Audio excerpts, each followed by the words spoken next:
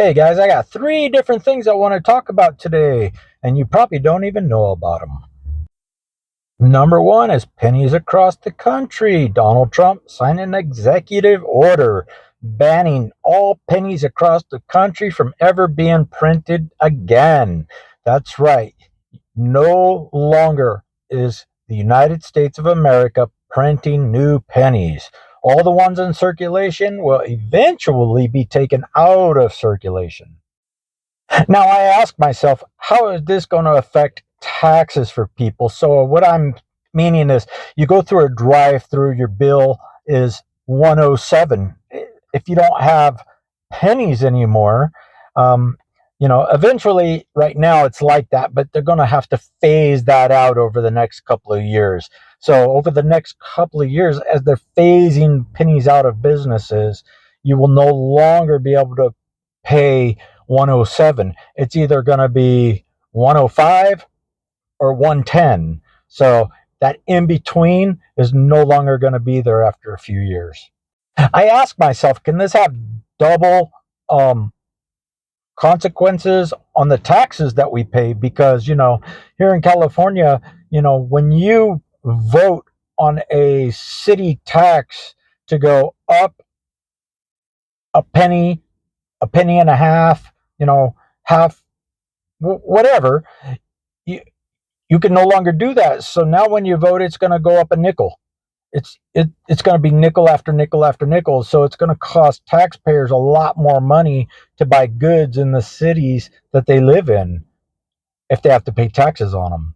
So that's a bad thing for people when we're already struggling to make ends meet on the taxes that we have to pay in certain states, like here in California. And maybe your state, they don't have purchase taxes. I don't know.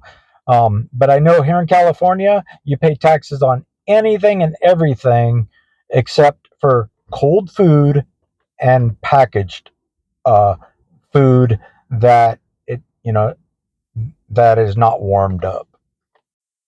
Number two, here in California, there's a law that Governor Newsom put into a new law that your vehicle's registration, you cannot be pulled over for not having a new tag on your vehicle for 30 days past expiration date. So the 31st, the 31 days after, they can pull you over and give you a ticket if you haven't got your tag on there.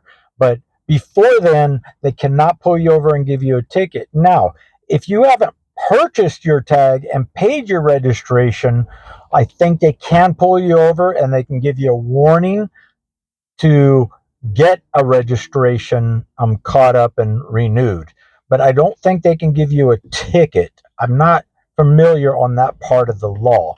But yeah, in California, you have 30 days to put your new 2026, 2027 stickers on your vehicle before an officer can pull you over and give you a ticket. That's pretty cool, I think. We'll find out. Okay, something totally different here, folks. Now we want to go to North Korea.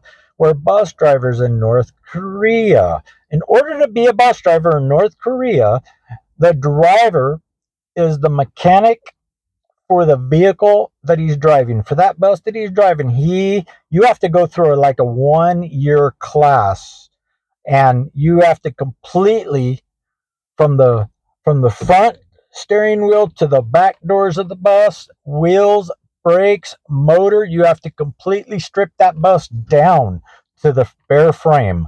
And then you got to put it all back together again. And you don't just take the engine and put it in. No. As you're stripping the bus down, every part that makes the engine has to come off. And every part on that engine has to be put back together. And then that bus driver has to install that engine all by himself. And I say him because in North Korea, women are not allowed to be bus drivers. So all by himself. So if that bus breaks down, there is no mechanics. The bus driver is the mechanic, and he has to know the wiring system, the lighting system, all the mechanicals of the bus, how to take off the steering wheel, how to put the wheels on, take them off, break everything down, put it back together. So yes, that's in North Korea. Could you imagine having to go um, do this on a bus? I've driven bus for over 20 years, and I'm telling you, it is a huge job to break down every little piece on a bus, including the electrical system and the engine in the back, and then putting everything back together again the exact same way you took it off, and with no troubles. And if that bus doesn't start, this is in North Korea, if it does not start on the first try, you have to do it all over again. And you have that, because that, in their minds, you got the wiring wrong. So now you got to break down the entire bus again. And until you get it right, you cannot get your license to drive that bus. Amazing, isn't it? But sad at the same time.